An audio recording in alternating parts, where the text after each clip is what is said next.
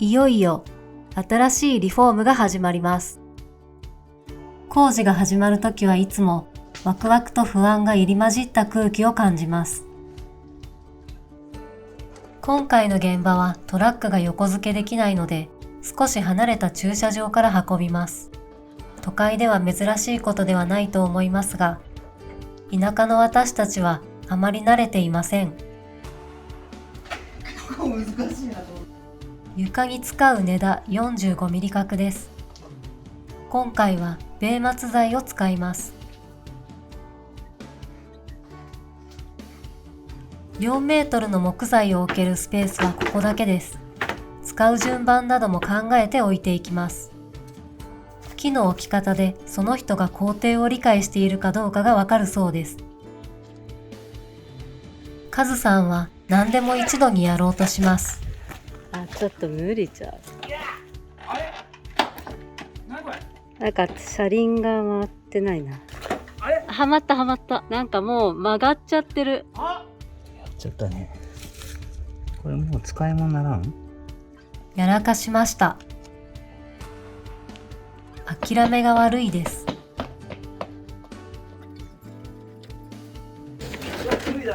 工事前から一体何と戦っているのか。やばいやばいやばい。先行き不安です。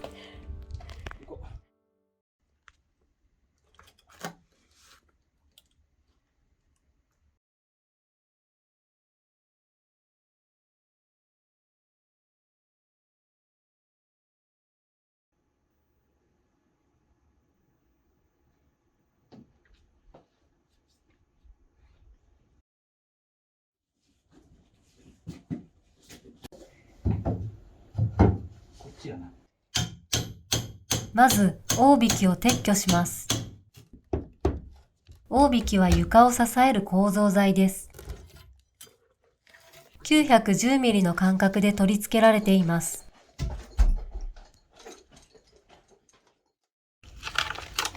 塚があった場所です。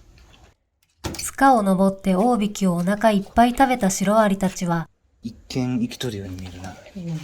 今はどこへ行ったのか。どっちから折れへん？どついてみようか。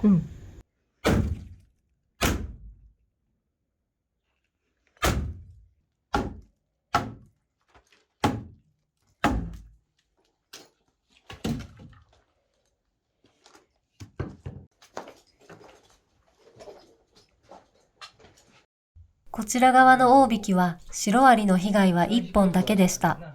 再利用したいのですが、床のレベルが狂いすぎていて悩ましいです。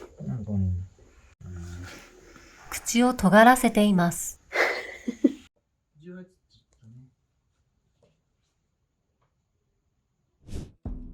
被害のない大引きは使えますが、現状では床のレベル出しが難しいです。そして本来なら、ここは基礎があってほしい箇所です。今回は大引きの方向を変えて組み直し、完全に水平な床を作ります。こちらもすべて壊すことにします。錆びた釘がよく効いていて、なかなか抜けません。切り子で土を汚したくないので、木を切らず抜いて取り外していきます。このアルミの軽量バールはわずかにしなるので、テコが効きません。さらにこの長さでは少し力不足です。木が負けてしまいそうなので、掛け矢も併用します。すごいね。刃が立たないので作戦変更です。修理から戻ってきたレシプロソーです。文明の利器を頼ることに。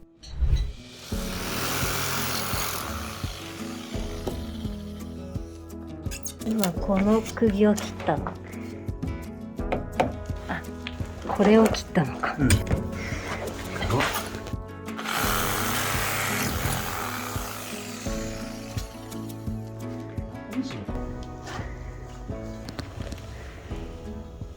斜めになってんの？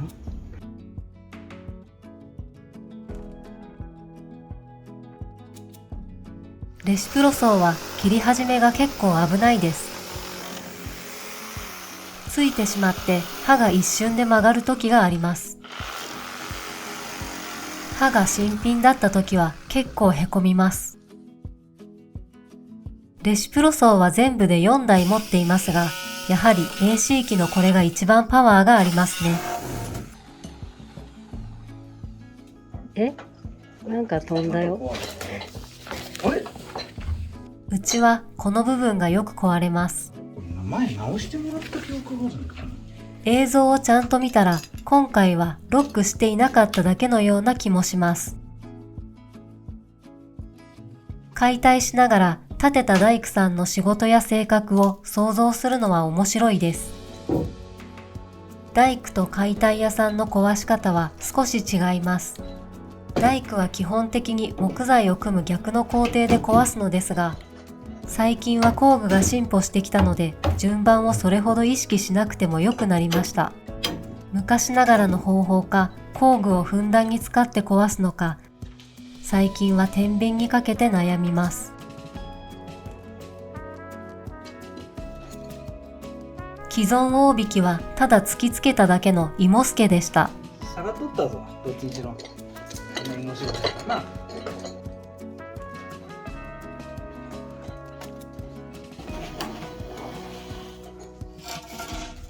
この大引きは後ほど家を浮かす際に利用します。ええな、じゃあ金使おう。さすがカズさんです。大丈夫。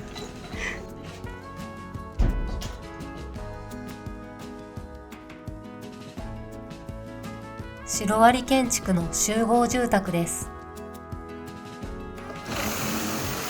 現在は入居者ゼロです。ちょっと内覧してみましょう。うわそんだけ生きてたら。ここだけ。それで持ってるよな。残念ながら取り壊しです。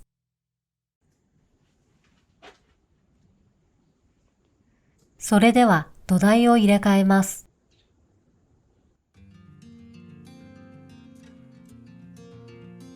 ベランダの梁の荷がかかった柱を浮かすため、念のため仮の柱を入れておきます。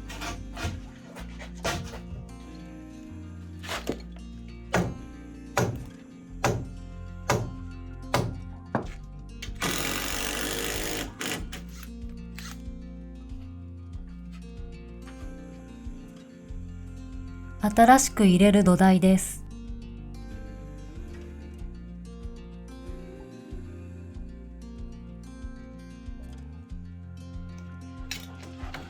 本来の土台が来る位置に基礎がありません。めっちゃ外れとるね。そもそも。柱の位置がおかしい。基礎ではなく土台側の寸法、または柱のほぞ穴の位置が間違っている可能性もあります。既存通し柱を信用して同じように炭をつけていきます。使えないんだよね。もう死んでるな。マルチツールの刃はいくらでもストックしておきたいです。でも安い刃はすぐ切れなくなってしまうので、いい刃を買った方が結果的にお得な気がします。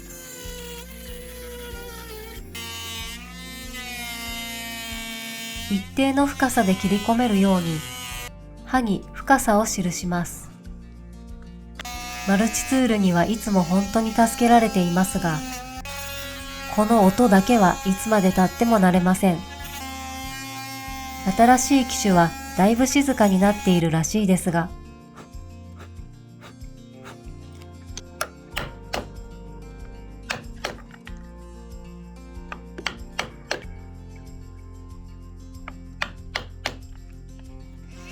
マルチツールで釘などの有無を確認しつつ、のみで掘っていき、時には霧なども使って掘り進めていきます。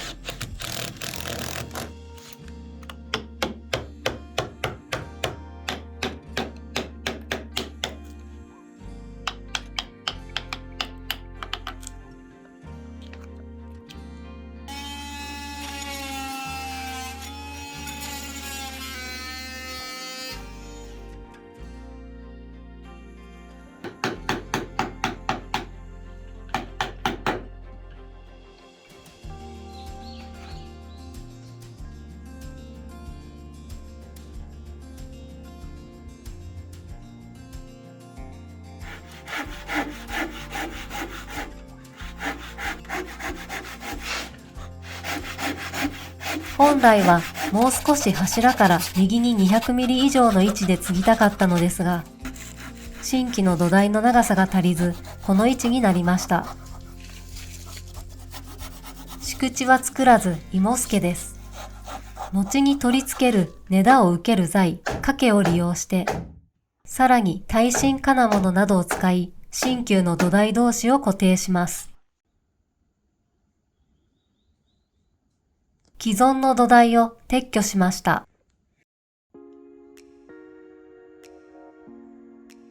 ジャッキで梁を持ち上げて土台を差し込みます。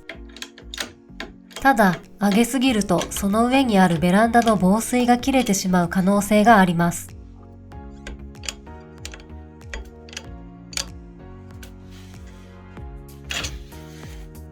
上がったな。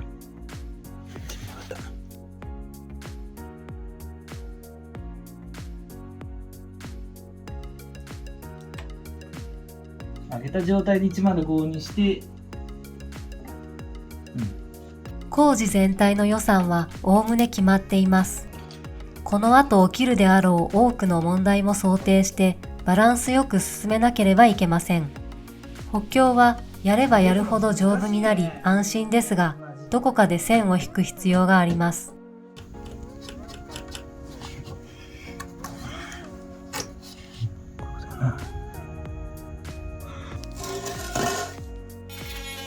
ちなみに右に見える腐っている土台は3分の2は生きていることが判明。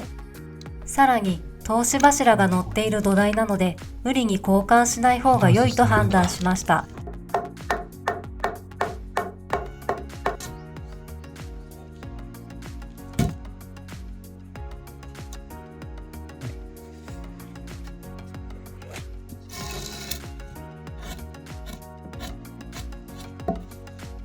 入ると思う？後入れの場合は下手な仕事をするよりもとにかく土台と柱の座りを良くして必要に応じて金物を使うことにします。家の重みで土台がわずかにプレスされるので柱を1ミリほど気持ち長く切ります。丸のこの音を聞いてください。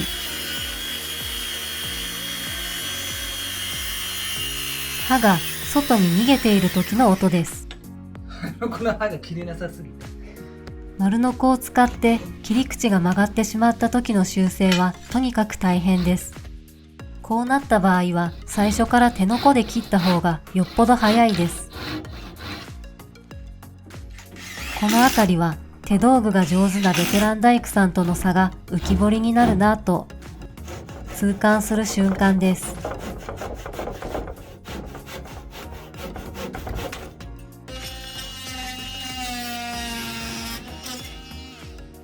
柱や土台の仕事が終わりました。土台を差し込んでいきます。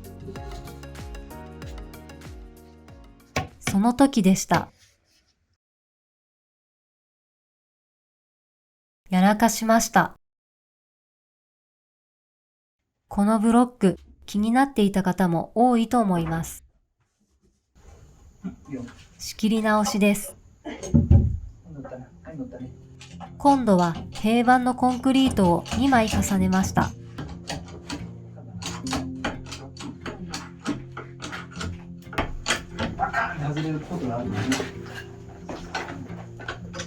よくそこまでやるなら建て替えた方が良いのではというご意見もいただきます。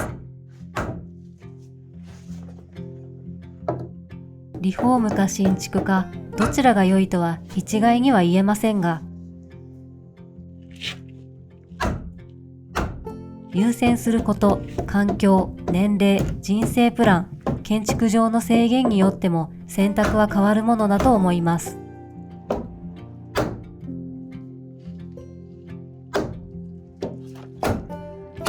このチャンネルでは工事の様子をできるだけリアルに伝えようと思っています。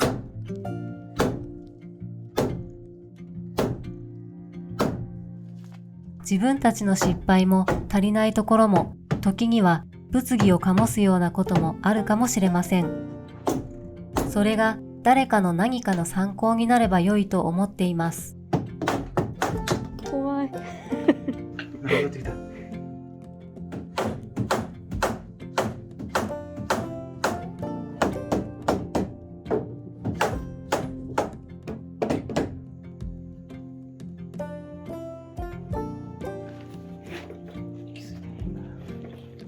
こには最後にキッチンを取り付けるため、柱の傾きを調整しておきます。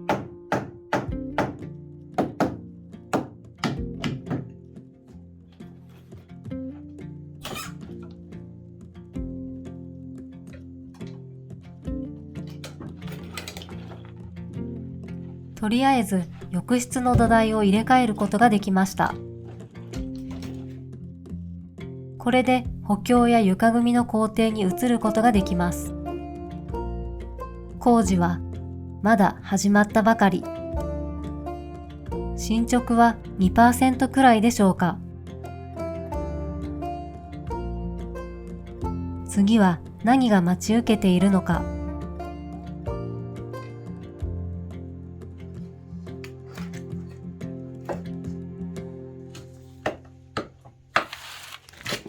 なあなあ、このうちまだアンカーボルト一回も見たことないんだけど。ご視聴ありがとうございました。インスタグラム、ツイッターやっています。村田和公式ブログでは動画の詳しい記事が見れます。チャンネル登録お願いします。